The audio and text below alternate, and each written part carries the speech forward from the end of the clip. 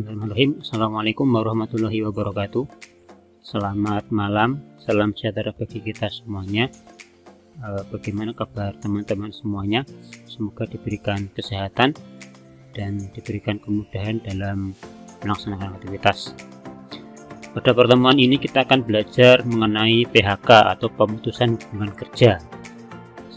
Sebenarnya agak sedikit menyimpang ya dari K3, namun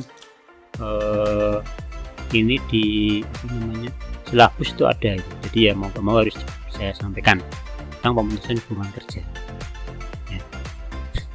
Jadi hubungannya paling ketika pekerja itu mengalami kecelakaan kerja, itu boleh nggak di PHK oleh perusahaan? Nah, mungkin sebetulnya ya.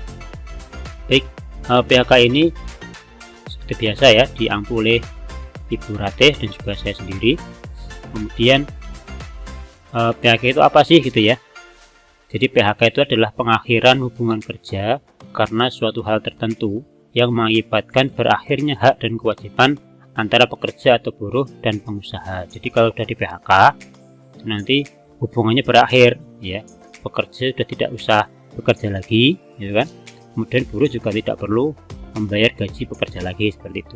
Nah, pokoknya sudah berakhir pemutusan hubungan kerja seperti ya, atau pengakhiran ya.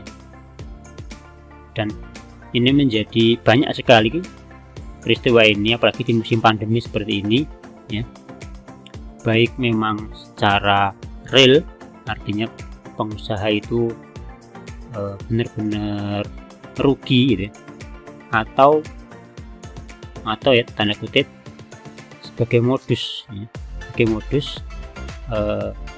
alibi gitu ya, alibi bahwa pengusaha itu bangkrut, padahal enggak seperti itu ya,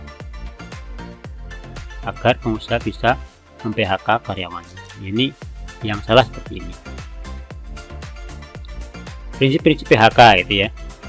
Prinsip-prinsip PHK itu yang pertama, pengusaha, pekerja, serikat pekerja, dan pemerintah gitu ya, harus mengusahakan jangan sampai terjadi PHK ya.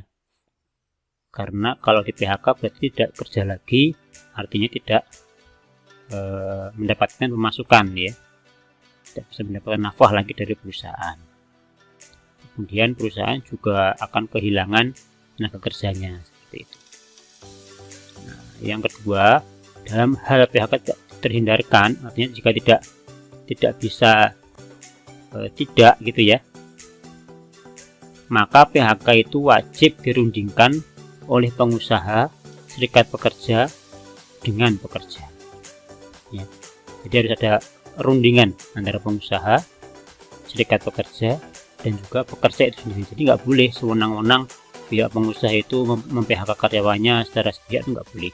Harus ada rundingan, harus ada musyawarah antara pengusahanya, serikat pekerja ya, dengan pekerja itu sendiri. Kemudian bagaimana jika tidak mencapai kesepakatan ya, berunding sudah sekali, dua kali, tiga kali pertemuan tidak selesai, tidak ada titik temu dia, misalkan pengusahanya ini ngotot dengan mem-PHK karyawan, tapi karyawannya ngotot untuk bekerja, seperti itu. Jadi terus ya, tidak ada titik temu, maka solusinya adalah melibatkan pihak HI ya, perselisihan hubungan industrial. Jadi biasanya ditengahi oleh Disnaker, seperti itu ya. Ada perjanjian tripartit ya, antara pengusaha, Disnaker, maupun dari pekerja dan juga buruh gitu ya. Nah, kemudian prinsip yang keempat, PHK tanpa penetapan tersebut di atas batal demi hukum. Jadi kalau tadi proses ini tidak dilaksanakan, PHK-nya batal demi hukum, seperti itu. Ya, jadi tadi yang misalnya kita kembali ke poin 3 terlebih dahulu, apakah kalau kita sudah melibatkan disnaker itu akan selesai? Belum tentu gitu ya. Kalau sudah tripartit ya, melibatkan pihak disnaker, belum juga ketemu hasil, maka lari ke HI, hubungan industrial, ke pengadilan tata negara ya, PT UN misalnya. Di sana nanti sidang sampai ketemu hasil keputusannya seperti apa. Nah, kedua belah pihak harus apa? Setuju dengan keputusan pengadilan tersebut. Nah, sekarang gini, pengusaha dapat melakukan PHK tanpa penetapan dari pengadilan tadi ya, dengan syarat: 1. Pekerja atau buruh masih dalam masa percobaan kerja, jadi masih training ya, masih training. Biasanya kalau pekerja itu masuk perusahaan itu di training dulu, kontrak dulu setahun, 6 bulan, setahun, atau 2 tahun ya. Selepas dari kontrak tersebut bisa diperpanjang 1 kali lagi ya, 6 bulan, setahun, atau 2 tahun. Nah, setelah 2 kali kontrak plus 1 hari ya, kok tidak ada kejelasan, itu harusnya secara otomatis pekerja tersebut sudah harus diangkat sebagai karyawan tetap ya, jadi bukan kontrak lagi gitu ya. Tapi kalau masih dalam masa kerja, masa percobaan kerja, itu pengusaha boleh mem-PHK ya, tanpa melalui perselisihan di hubungan industrial ya. Makanya biasanya pekerja kalau masih dalam masa kontrak itu harus menjaga absensinya, menjaga kinerjanya harus bagus gitu ya, biar tidak di PHK secara sepihak oleh pengusaha gitu ya. Kalau nanti udah karyawan, nah baru aman. Yang kedua, pekerja atau buruh mengajukan permintaan pengunduran diri secara tertulis, kemauan sendiri tanpa adanya intimidasi ya. Jadi pekerja atau buruh sendiri itu mengajukan permintaan pengunduran diri, dia resign ya, resign secara tertulis. Nah, ini garis bawahnya adalah tanpa adanya intimidasi dari pengusaha. Jadi nggak boleh ketika pengusaha ngotot kamu harus mundurin kerja sekarang, nggak boleh. Harus dari buruh sendiri kalau dia mau mengajukan permintaan pengunduran diri ya. Yang ketiga, pekerja atau buruh mencapai usia pensiun sesuai dengan ketetapan dalam perjanjian kerja. Jadi kalau pekerja atau buruh sudah pensiun ya sudah, dia hubungan kerja itu ya, pengakhiran hubungan kerja gitu ya. Biasanya pensiun itu kalau peraturannya belum berubah ya, itu usia masa kerja 25 tahun atau usia 50 tahun ya. Tapi itu peraturan dulu ya, sekarang saya belum update lagi. Yang keempat, pekerja atau buruh meninggal dunia ya. Jelas ya, kalau pekerja buruhnya meninggal dunia ya udah, itu berakhir ya buat kerjanya itu. Nah, selanjutnya, pengusaha dilarang melakukan PHK dengan alasan: 1.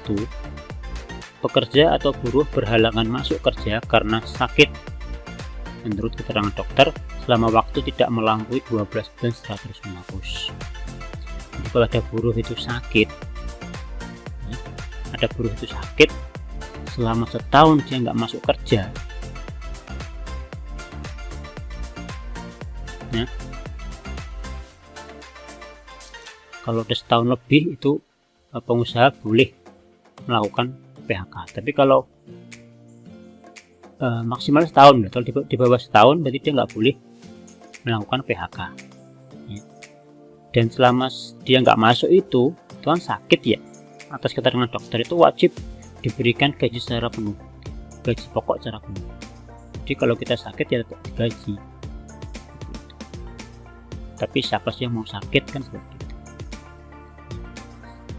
Yang kedua, pekerja atau buruh berhalangan menjalankan pekerjaannya karena memenuhi kewajiban terhadap negara. Misal, ya, negara butuh trainer gitu ya, butuh trainer. Ada seorang pengusaha, ada seorang pekerja yang expert, ya, dia yang ahli, diminta oleh negara buat mentraining ke perusahaan seluruh Indonesia misalnya gitu kan, sehingga dia nggak bisa masuk kerja. Nah itu nggak boleh di PHK secara sewenang-wenang oleh pengusaha karena dia sedang memenuhi kewajiban terhadap negara. Yang ketiga, pekerja atau buruh menjalankan ibadah, baik haji misalkan, naik haji ya, kan harus cuti banyak ya.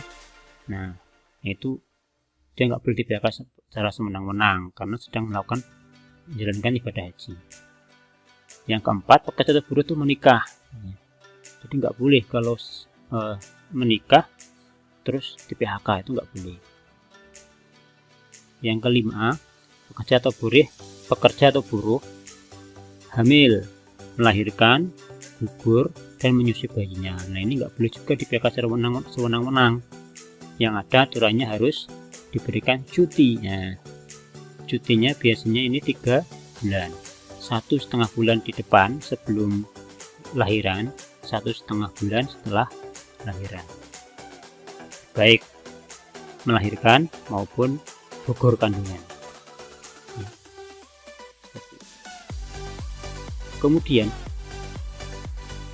pekerja atau buruh mempunyai pertalian darah, punya hubungan keluarga dengan karyawannya lain. Ini nggak boleh di PHK secara sewenang-wenang kecuali diatur dalam perjanjian kerja atau perjanjian perusahaan atau perjanjian kerja bersama. Jadi kalau kita di perusahaan biasanya ada perjanjian kerja bersama atau PKB, itu antara buruh dengan pengusaha ya. Itu nanti akan mengatur pertalian darah dalam satu perusahaan itu boleh apa enggak. Kalau di situ diatur nggak boleh, ya nggak boleh itu yang seperti apa? Apakah anak sama orang tua, apakah adik kakak, atau saudara ipar, nah, apakah yang sekandung atau ipar juga gitu ya. Jadi itu diatur. Kalau nggak ada peraturannya berarti nggak boleh di PHK. Tapi kalau ada peraturannya ya harus mau nggak mau seperti itu diatur. Tentunya ini peraturan ini adalah peraturan kerja bersama yang dibentuk antara buruh dengan serikat dengan pengusaha. Selanjutnya, pekerja atau buruh mendirikan atau menjadi anggota serikat. Nah ini nggak boleh. Jadi ada buruh yang mendirikan sebuah serikat pekerja. Nah terus kemudian di PHK itu nggak boleh, namanya union busting, yaitu melanggar aturan bahwa kita itu kan berhak berbicara, berpendapat, berkumpul, berserikat gitu ya. Itu nggak boleh di PHK secara sewenang-wenang. Selanjutnya, pekerja atau buruh mengadukan pengusaha kepada yang berwajib. Nah, jadi kalau ada buruh itu yang melaporkan oknum perusahaan ke polisi misalkan, kemudian ketahuan yang laporin siapa terus dari PHK, itu nggak boleh juga. Selanjutnya, karena perbedaan paham, agama, aliran politik, suku, warna kulit, golongan, ya jadi nggak boleh. Jadi di PHK karena ras itu nggak boleh. Ya. Boleh karena agamanya itu nggak boleh. Selanjutnya, pekerja atau buruh dalam keadaan tetap. Jadi ini ya kecelakaan kerja tadi ya, yang saya maksud awal. Jadi ketika kita mengalami kecelakaan kerja kemudian kita nggak bisa masuk, terus kita misalkan catat ya, naudzubillah ya, itu nggak boleh di PHK secara sewenang-wenang oleh perusahaan, nggak boleh ya, harus kesepakatan bersama. Kalau sewenang nggak boleh. Macam-macam PHK. Yang pertama, PHK demi hukum. PHK yang terjadi dengan sendirinya demi hukum. Seperti apa? Contohnya pensiun, ya. Coba kita saja pensiun. Kemudian PHK oleh pengadilan. Ini PHK karena putusan pengadilan, putusan hakim pengadilan tadi ya, ketika ada masalah antara pekerja sama pengusaha, kemudian difasilitasi oleh snaker, nggak ketemu juga, kemudian dibawa ke pengadilan dan keputusannya adalah di PHK, ya sudah, berarti harus di PHK. Yang ketiga, PHK oleh pekerja. Ini tadi mengundurkan diri tadi ya, kehendak pekerja. PHK yang timbul karena kehendak pekerja. Yang keempat, PHK oleh pengusaha. Ini macam-macam PHK. Nanti kita akan bahas fokus ke yang keempat ya, PHK oleh pengusaha. Nah, PHK oleh pengusaha adalah PHK di mana kehendak atau prakarsanya berasal dari pengusaha karena adanya pelanggaran atau kesalahan yang dilakukan oleh pekerja, atau faktor lain seperti pengurangan kerja, perusahaan tutup karena rugi, perubahan status dan lain sebagainya. Ya, misalkan pengurangan pekerja, ini pekerjanya banyak banget, ya. Pekerjanya banyak banget sehingga dianggap strukturnya terlalu gemuk, ya. Ya, itu harus di PHK oleh pengusaha, itu harus diatur ya, diatur berapa kompensasinya. Kemudian perusahaan tutup karena merugi, ya ini misalnya karena COVID seperti ini, karena COVID seperti ini perusahaan tidak bisa menjual dengan maksimal, kemudian dia juga harus membiayai karyawannya segitu banyaknya, hanya dia rugi misalkan seperti itu. Nah, itu PHK oleh pengusaha. Atau perubahan status ya, jadi ganti pemilik ya, misalkan dulunya PT BAC misalnya ya. Nah, BAC ini sudah mau bangkrut ya, dibeli PT ini oleh PT BCA misalkan, seperti itu. Nah, itu kan ganti pemilik tuh, perubahan status, jadi harus di PHK. Kemudian kalau data tersebut masih diperlukan, dipekerjakan kembali, kalau enggak ya mendapatkan kompensasi. Terus jadi dicaplok perusahaan ya, di perusahaan kecil dicaplok oleh yang besar. Alasan PHK oleh pengusaha. Yang pertama, pekerja melakukan kesalahan berat, mencuri, ya, merusak fasilitas perusahaan, ya, kemudian membuat kerugian besar terhadap perusahaan. Nah, itu kesalahan berat, itu bisa di PHK oleh perusahaan.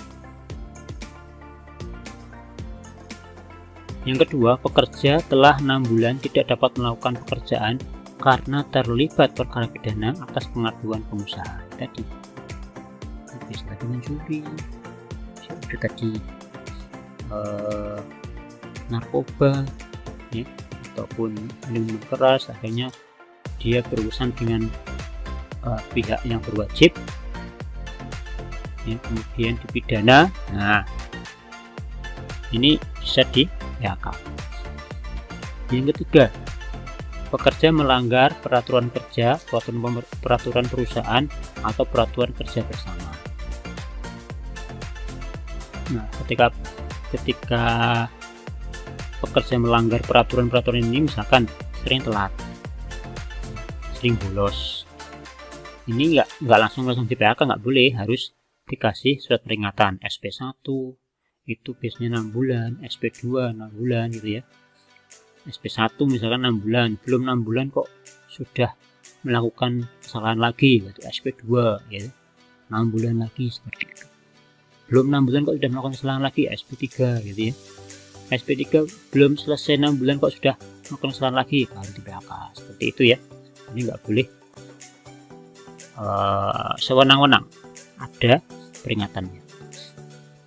Yang keempat, terjadi perubahan status, penggabungan, peleburan, atau perubahan kebenaran perusahaan. Tadi sudah saya jelaskan ya, yang dicaplok tadi loh ya, perusahaan kecil dicaplok oleh perusahaan lebih besar, ini bisa di-PHK.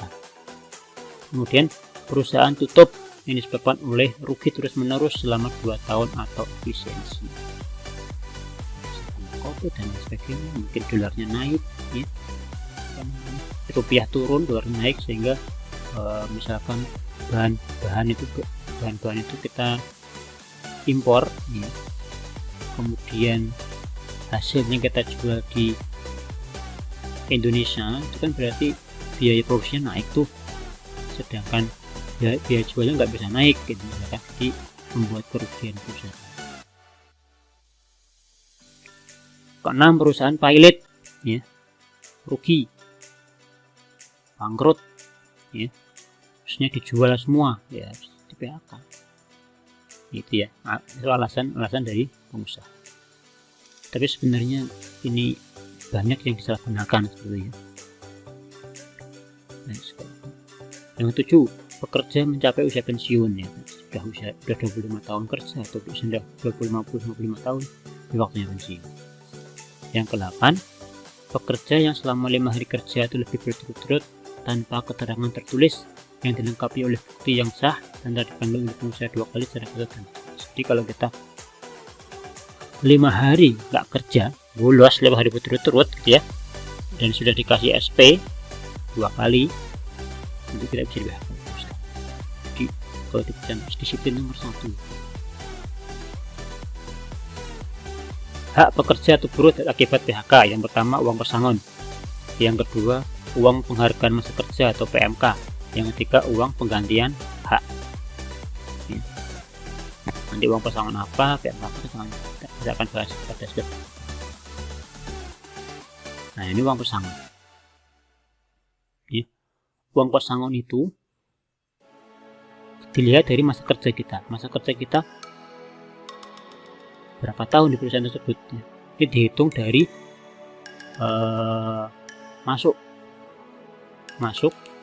perusahaan, bukan dihitung dari kapan dia diangkat sebagai karyawan. Seperti itu ya. Jadi masa kerja kurang dari setahun ya, uang pesangonnya 1 bulan gaji ya.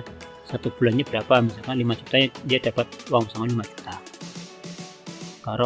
Kalau dia masa kerja 2-3 tahun, 3 bulan gaji. Masa kerja dia 8 sampai 8 tahun gitu ya, 8 tahun lebih gitu ya. Kalau 7 sampai 8 itu 8 bulan gaji. Tapi kalau 8 bulan ke atas, 8 tahun ke atas, itu 9 bulan gaji. Itu uang pesangon. Kemudian uang penghargaan masa kerja. Nah, uang penghargaan masa kerja. Masa kerja 3 sampai 6 tahun, uang penghargaannya 2 bulan gaji. Masa kerja 12 sampai 15 tahun, uang penghargaannya 5 bulan gaji. Kemudian lebih dari 24 tahun gitu ya, itu 10 bulan gaji. Ini tinggal dihitung aja gajinya berapa. Nah, kemudian uang penggantian hak. Penggantian hak ini hak-hak kita ya, misalkan cuti tahunan yang belum diambil ya, misalkan kita punya cuti 12 ya, kita masih ada sisa 10 misalkan ya, 10 ini harus kita uangkan. Satu harinya misalkan 100.000, berarti 10 kali 100 berapa? 1 juta. Biaya atau ongkos pulang untuk pekerja dan keluarganya ke tempat di mana kerja diterima kerja, tapi jarang ya, ongkos. Kemudian penggantian perumahan dan pengobatan, kalau dia sakit 15% dari uang pesangon. Kemudian hasil yang ditetapkan dalam perjanjian kerja. Jadi ini kalau penggantian hak ini biasanya diatur dalam PP sama PKB gitu ya. Jadi ini detailnya di sana, tiap perusahaan beda-beda. Nah, jadi besarnya hak pekerja akibat PHK itu berapa sih? Nah, ini tergantung alasan PHK-nya. Kalau alasan PHK-nya itu melakukan kesalahan berat tadi ya, mencuri, merusak fasilitas perusahaan, itu dia nggak cuma apa-apa, cuma dia nggak dapat pesangon, nggak dapat masa kerja, dia hanya dapat penggantian hak cuti tok tadi ya, cuti dan lain sebagainya. Kemudian pekerja atau buruh melakukan pelanggaran terhadap peraturan, ini dia mendapatkan pesangon, mendapatkan uang penghargaan masa kerja, mendapatkan penggantian hak. Dia. Kemudian jika buruh itu di PHK karena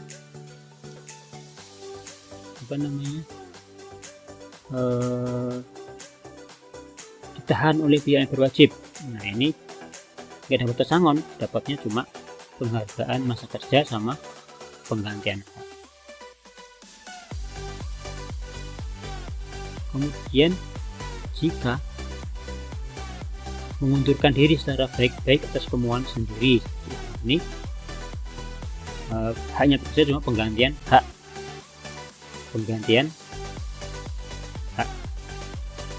tapi tergantung perusahaannya ya. Ada perusahaan yang kalau mengundurkan diri itu mendapatkan 1 kali gaji, ya. Berapapun masa kerjanya, kalau dia mengundurkan diri dapat 1 kali gaji sama penggantian hak, kayak hak cuti dan lain sebagainya. Nah, kalau perubahan status tadi ya, ketika dia dicaplok oleh perusahaan lebih besar, nah nanti ada 2 kriteria nih, pekerjanya mau nggak melanjutkan kerja gitu ya. Kalau dia mau, berarti dia dapat pesangon, dapat PMK, penghargaan masa kerja, dapat penggantian hak, dan dia masih bekerja lagi seperti itu.